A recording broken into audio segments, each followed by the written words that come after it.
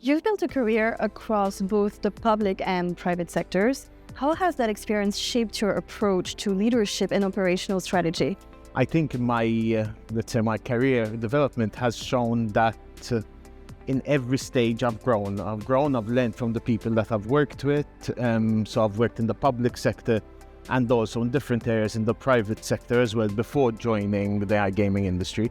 And from each sector it comes. So from the public sector, I learned the importance of delegation, the importance of talking and the importance of discussions, and certain bureaucratic things as well that are necessary to ensure that the businesses and the work that you're growing is important and is taken on forward. And at the end now it is used as well. My current role as director of BetStarters, taking a bit from all the different directors I worked with as well in the past. The iGaming industry operates within a complex regulatory framework. In your view, what makes for effective collaboration between operators and regulators? I think the first point about this is to understand that operators and the regulator needs to work together. You cannot have two different silos working against each other because you're going to have conflicts. So for operators to grow, they need the role of the regulators. They need the regulators to have proper regulation to understand what the industry needs. It is the industry, it's the operators at the end of the day are hands-on working in the areas, and it is up to the regulator then with what they propose and what is being discussed is to take it on then to ensure that the growth for the industry can happen as well. At the end of the day, if the operator grows, it is also going to be thanks to the regulation that is being proposed by the regulator. Regulation is often seen as both an enabler and a constraint. How do businesses strike the right balance between innovation and compliance, in your opinion? Again, you cannot have compliance as an offshoot and only used at the end of a project on anything new as innovation, but compliance has to be set in part of the design of anything new that is being discussed, that is being drawn up. So having the compliance team, having someone on regulation sitting down directly with you from the start helps to ensure that we can get the message across that regulation is not something, that compliance is not something that is done at the very end of something just to ensure we tick the boxes, but it is built into anything new that we are being done. Absolutely. Malta remains one of the leading jurisdictions for iGaming.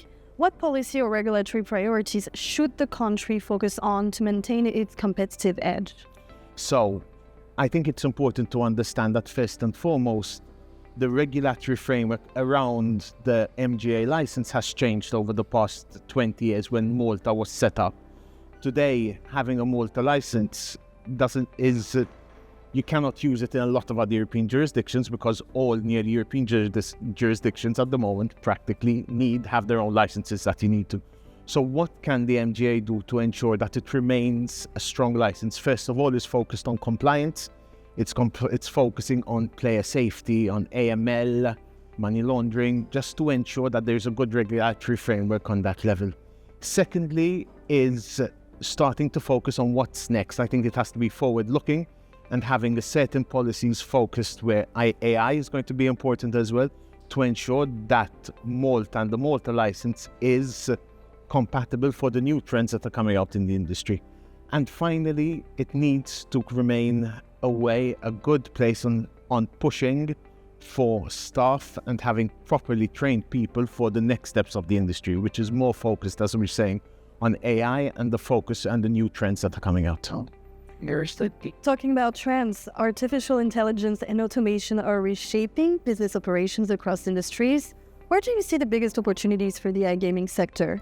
So first of all, as I said in the last step before, I think it is seeing that there are properly trained people coming out that can be used in the industry. So certain skill sets that were needed before in the industry are shifting. I wouldn't say they're leaving, but they are shifting towards the need of AI. I think AI is going to be very important when it comes to player safety.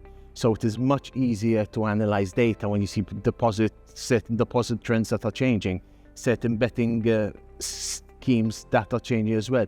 It is much easier, much faster to have AI to analyze it than having the people who can reach out and whatever. So while AI is important and needs to be implemented more in the industry, what makes it different, I believe, than other industries is the personal connection that we have between different partners, but also sometimes with our players.